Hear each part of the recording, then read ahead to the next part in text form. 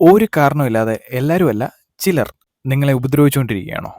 എങ്കിൽ ഈ വീഡിയോ നിങ്ങൾക്കുള്ളതാണ്. നമ്മളവരെ ഒന്നും ചെയ്യണമെന്നില്ല. അവര് നിരന്തരമായി ഇങ്ങനെ നമ്മളെ ശല്യം ചെയ്തുകൊണ്ടിരിക്കും. അങ്ങനൊരു ടീം നമുക്കെല്ലാവർക്കും ചുറ്റുമുണ്ട്.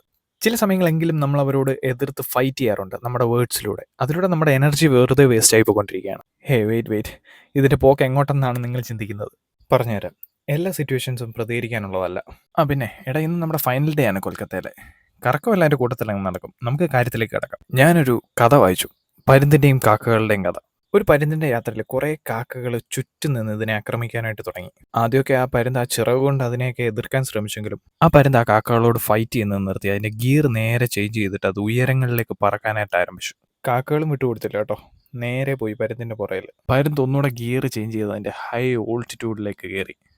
ഇത് കണ്ട് ആവേശം കയറിയ കാക്കകളും നേരെ വെച്ച് പിടിച്ചു അതിന്റെ പുറകിൽ. കാക്കകളുടെ ഓക്സിജൻ ലെവൽ കുറഞ്ഞിട്ട് നേരെ താഴേക്ക് ടിം. പരുന്ത് അതിന്റെ ഓൾട്ടിറ്റ്യൂഡ്സ് കവർ ചെയ്ത് പറന്നുയർന്നു. അത് പറഞ്ഞപ്പോഴാണ് ഇതെന്റെ 9ാമത്തെ ഫ്ലൈറ്റ് ട്രാവലാണ്, കൊൽക്കത്ത ടു ബാംഗ്ലൂർ. സോ നമുക്കെതിരെ ഫൈറ്റ് ചെയ്യുന്നവരോട് തിരിച്ചു ഫൈറ്റ് ചെയ്യാതെ നേരെ യൂ ടേൺ എടുത്ത് നമ്മുടെ ഡെവലപ്മെന്റിന് പറ്റുന്ന കാര്യങ്ങളെല്ലാം നമ്മളെ കൊണ്ട് മാക്സിമം ചെയ്യുക. 99% നമ്മുടെ ചുറ്റും പ്രോബ്ലംസ് ആണെങ്കിൽ ആ 1% നമ്മൾ ഫൈറ്റ് ചെയ്യാൻ തയ്യാറായി കഴിഞ്ഞു കഴിഞ്ഞാൽ എനിക്ക് ഉറപ്പാണ് നീ വിജയിക്കൂടാ. ഗൈസ്, ഞാൻ എൻ്റെ 10ാമത്തെ ഫ്ലൈറ്റ് ട്രാവൽ അങ്ങനെ കവർ ചെയ്തിട്ട് ബാംഗ്ലൂരിൽ നിന്ന് നേരെ ട്രിവാൻഡ്രം എത്തിയിരിക്കുകയാണ്. ഈ വീഡിയോ ഇഷ്ടമല്ല എൻ്റെ ചാനൽ ഒന്ന് സബ്സ്ക്രൈബ് ചെയ്യുക, ലൈക്ക് ചെയ്യുക, ഷെയർ ചെയ്യുക, കമൻറ്റ് ചെയ്യുക. Thank you.